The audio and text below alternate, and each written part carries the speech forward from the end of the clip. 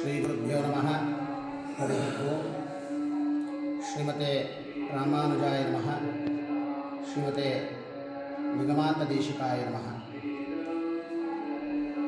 ಸಮಸ್ತ ಭಕ್ತ ಮಹಾಶಯರಲ್ಲಿ ಈ ಮೂಲಕ ತಿಳಿಸುವುದೇನೆಂದರೆ, ಪ್ರತಿ ವರ್ಷದಂತೆ ಪುಣ್ಯಕ್ಷೇತ್ರವಾದಂತಹ ಶಿವಮೊಗ್ಗ ಜಿಲ್ಲೆಯಲ್ಲಿರುವಂತಹ, ಶಿವಮೊಗ್ಗದಿಂದ ಕೇವಲ 7 ಕಿಲೋಮೀಟರ್ ದೂರದಲ್ಲಿರುವಂತಹ ಮಹೇಂದ್ರಗಿರಿ ಕ್ಷೇತ್ರವಾದಂತಹ ಪಿಳ್ಳೆನಿಗಿರಿ ಎಂಬ ಗ್ರಾಮದಲ್ಲಿ ಶ್ರೀ ಲಕ್ಷ್ಮೀ ರಂಗನಾಥ ಮತ್ತು ಆಂಜನೇಯ ಸ್ವಾಮಿಯ ಬ್ರಹ್ಮರಥೋತ್ಸವವನ್ನು ಏರ್ಪಡಿಸಲಾಗಿದೆ. ಪ್ರತಿ ವರ್ಷವೂ ಕೂಡ ವೈಶಾಖ ಮಾಸದಲ್ಲಿ ಶ್ರವಣ ನಕ್ಷತ್ರದಲ್ಲಿ ಈ ಒಂದು ಬ್ರಹ್ಮರಥೋತ್ಸವ ನಡೆಯುತ್ತದೆ. ಅದರಂತೆಯೇ ಈ ವರ್ಷವೂ ಕೂಡ ಮೇ ಮಾಸ ವೈಶಾಖ ಮಾಸದಲ್ಲಿ ದಿನಾಂಕ 7/5/2026 ಬೆಳಗ್ಗೆ ಸ್ವಾಮಿಯವರಿಗೆ ಮಹಾಭಿಷೇಕ, ನಂತರದಲ್ಲಿ ಸಂಜೆ 6 ಗಂಟೆಗೆ ಅನುಜ್ಞೆ, ಪುಣ್ಯಾಹ, ಮೃತ್ತಿಕಾ ಸಂಗ್ರಹಣ, ಅಂಕುರಾರ್ಪಣೆ, ರಕ್ಷಾಬಂಧನವಿರುತ್ತದೆ.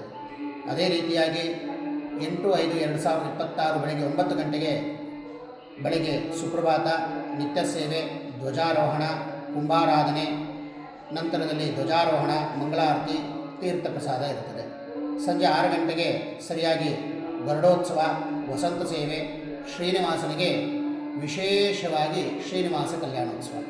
ಈ ಒಂದು ಶ್ರೀನಿವಾಸ ಕಲ್ಯಾಣೋತ್ಸವಕ್ಕೆ ಪಿಳ್ಳೆನಿಗಿರಿ ಗ್ರಾಮ ಸುತ್ತಲೂ ಎಲ್ಲ ಗ್ರಾಮಸ್ಥರು ಕೂಡ ಬರ್ತದೆ. ಆದ್ದರಿಂದಾಗಿ 8/5/2026 ತಾರೀಕು ಶುಕ್ರವಾರದಂದು ಸಾಯಂಕಾಲಕ್ಕೆ ಶ್ರೀನಿವಾಸನ ಕಲ್ಯಾಣೋತ್ಸವ. ಅದೇ ರೀತಿಯಾಗಿ ವಿಶೇಷವಾಗಿ 9/5/2026 ಬೆಳಗ್ಗೆ 7:30ಕ್ಕೆ ನಿತ್ಯ ಸೇವೆ, ನಂತರದಲ್ಲಿ ಯಾಗಶಾಲೆ ಪ್ರವೇಶ, ರಥಾಂಗ ಹೋಮ, 9ರಿಂದ ಮಹಾಮಂಟಪೋತ್ಸವ, ನಂತರದಲ್ಲಿ ಅಭಿಜಿನ ಮುಹೂರ್ತದಲ್ಲಿ 12 ಗಂಟೆಗೆ ಸರಿಯಾಗಿ ಸ್ವಾಮಿಯನ್ನು ರಥದ ಮೇಲೆ ಕೂರಿಸಲಾಗ್ತದೆ. ಬ್ರಹ್ಮರಥೋತ್ಸವ ಇರ್ತದೆ. ಅದೇ ರೀತಿಯಾಗಿ 10/5/2026 ಬೆಳಗ್ಗೆ ನಿತ್ಯ ಸೇವೆ, ಕುಂಕುಮೋತ್ಸವ, 11 ಗಂಟೆಗೆ ತುಂಗಾ ನದಿಗೆ ಅವಭೃತ ಸ್ನಾನಕ್ಕೆ ಕರ್ಕೊಂಡು ಹೋಗಲಾಗ್ತದೆ. ನಂತರದಲ್ಲಿ ಮಹಾಮಂಗಳಾರತಿ, ತೀರ್ಥ ಪ್ರಸಾದ. ಸಂಜೆ 7 ಗಂಟೆಗೆ ಯಾಗಶಾಲೆಯಲ್ಲಿ ರಥಾಂಗ ಪೂರ್ಣಾಹುತಿ, ಧ್ವಜ ಅವರೋಹಣ, ನಂತರದಲ್ಲಿ ಕುಂಭಪ್ರೋಕ್ಷಣೆ, ಮಹಾಮಂಗಳಾರತಿ, ತೀರ್ಥ ಪ್ರಸಾದ ಇರ್ತದೆ. 11 ಗಂಟೆಗೆ ಕೊನೆಯ ದಿನವಾಗ್ತದೆ.